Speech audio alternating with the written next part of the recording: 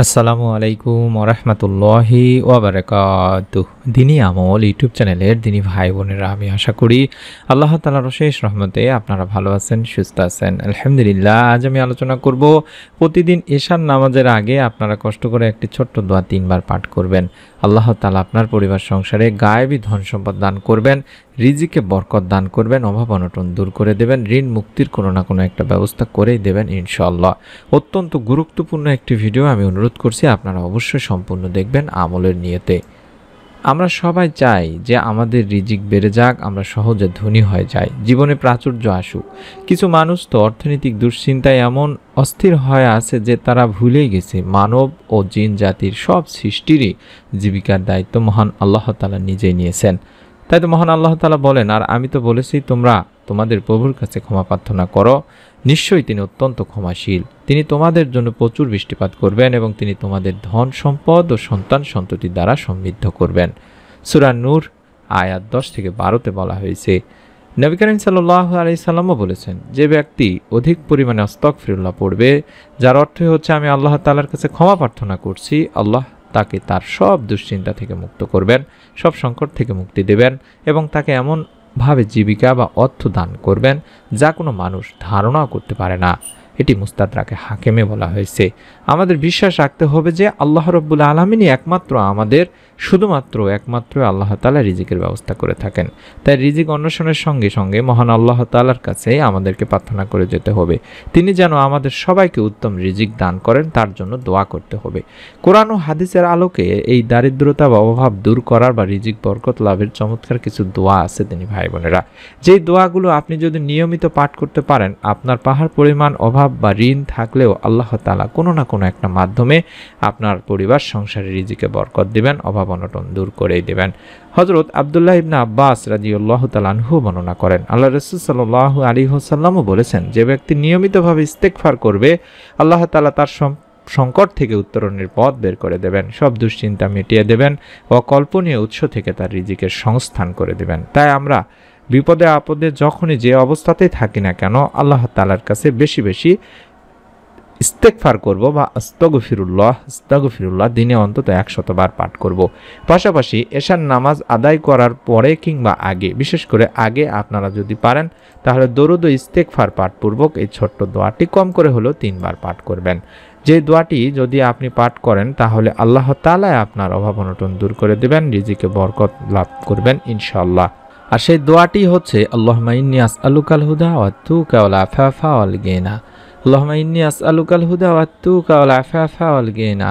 আল্লাহুম্মা ইন্নী আসআলুকাল হুদা ওয়াত তুকা ওয়াল আফাফা ওয়াল গিনা। এভাবে আপনারা 3 বার পাঠ করবেন। এই দোয়াটি কখন কি নিয়মে পাঠ করতে হবে সেটি আমি আপনাদের সামনে তুলে ধরছি। তার আগে দোয়াটির অর্থ আপনারা জেনে নিন। এখানে বলা হচ্ছে, হে আল্লাহ, আমি আপনার কাছে হেদায়েত কামনা করি এবং আপনার কাছে ভয় তথা পরহেজগারি কামনা করি এবং আপনার কাছে সুস্থতা তথা নৈতিক পবিত্রতা কামনা করি এবং সম্পদ তথা সামর্থ্য বা সচ্ছলতা কামনা করি। সহিহ মুসলিম শরীফ, তিরমিজি, ইবনে মাজাহ, মুসনাদ আহমদ শরীফের একটি হাদিস। আপনাদের সবার আগে একটা জিনিস মনে রাখতে হবে দিনী ভাই বোনেরা, যে হযরত আব্দুল্লাহ ইবনে মাসউদ রাদিয়াল্লাহু তাআলা আনহু থেকে বর্ণনা করা হাদিসটিতে যেখানে আল্লাহ রাসূল সাল্লাল্লাহু আলাইহি ওয়াসাল্লাম বলেছেন, যে ব্যক্তি অভাবে পতিত হয় অথবা অভাব দূর করতে মানুষের উপর নির্ভরশীল হয়, তার অভাব মোচন করা হয় না। পক্ষান্তরে যে অভাবে পতিত হয় অভাব মোচনের জন্য আল্লাহর উপরই একমাত্র নির্ভরশীল হয়, অতিবিলম্বে আল্লাহ তাকে তাড়াতাড়ি বা ধীর গতিতে হোক রিজিক দেবেন এবং অভাব দূর করবেন। তিরমিজি এবং মুসনাদ আহমদের একটি হাদিস। সুতরাং অভাব থেকে পরিত্রাণের জন্য ধৈর্য হারা হলে হবে না দিনী ভাই বোনেরা। ধীরে ধীরে হলেও আল্লাহ রাব্বুল আলামিন আপনার সমস্ত অভাব মোচন করে দেবেন ইনশাআল্লাহ।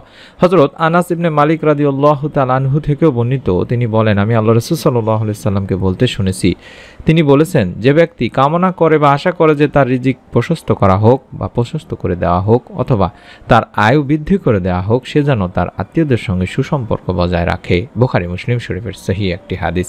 তাই আমি আমার দিনী ভাই বোনদেরকে অনুরোধ করব, আপনারা অবশ্যই এই উপরে বর্ণিত আমলগুলো সঠিকভাবে বিশ্বাসের সাথে পালন করবেন, ইনশাআল্লাহ আল্লাহ তাআলা আপনার অভাব দূর করে দেবেন। আল্লাহ তাআলা মুসলিম উম্মাহকে দুনিয়াতে জীবনের যতটুকু প্রয়োজন ততটুকু হালাল রিজিকের ব্যবস্থা করে দিন, অভাব অনটন দূর করে দিন, পরিবারের সংসারে অবশ্যই বরকত দান করুন। এমনই একটি দোয়ার আছে যে দোয়াটির মাধ্যমে আপনারা যদি আল্লাহ তাআলার কাছে অভাব অনটন থেকে মাপ চান, আল্লাহ তাআলা আপনাদের সকলকেই অভাব থেকে দূর করেই দেন। সেই দোয়াটি আমি আবারও স্ক্রিনে দেখাচ্ছি। কিছুক্ষণ আগে যে দোয়াটির কথা বললাম, এই দোয়াটি আপনারা এশার নামাজের আগে কিংবা পরে অন্তত কয়েকবার দরুদ ও ইস্তেগফার পাঠ করবেন, অন্তত 100 বার দরুদ শরীফ পাঠ করবেন, সাল্লাল্লাহু আলাইহি ওয়াসাল্লাম সাল্লাল্লাহু আলাইহি ওয়াসাল্লাম সাল্লাল্লাহু আলাইহি ওয়াসাল্লাম, এবং 100 বার পাঠ করবেন আস্তাগফিরুল্লাহ আস্তাগফিরুল্লাহ আস্তাগফিরুল্লাহ আস্তাগফিরুল্লাহ।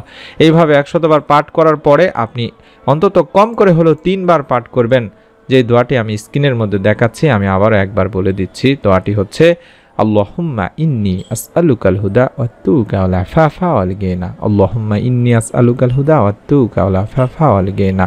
আল্লাহুম্মা ইন্নী আসআলুকাল হুদা ওয়াত-তুকা ওয়াল আফাফা ওয়াল গিনা। এভাবে 3 বার পাঠ করে আল্লাহ তাআলার কাছে 2 হাত তুলে দোয়া চাইবেন, পরিবার সংসারে রিজিকে বরকত চাইবেন, এবং সারা দিনে প্রতিদিন 100 বার করে আস্তাগফিরুল্লাহ আস্তাগফিরুল্লাহ আস্তাগফিরুল্লাহ অবশ্যই ইস্তেগফার করবেন। আল্লাহ তাআলা আপনার চিন্তা বা আপনার পরিকল্পনার বাইরে থেকে ইনশাআল্লাহ সমস্ত প্রকার অভাব অনটন দূর করে দিবেন, দুশ্চিন্তা মিটিয়ে দেবেন।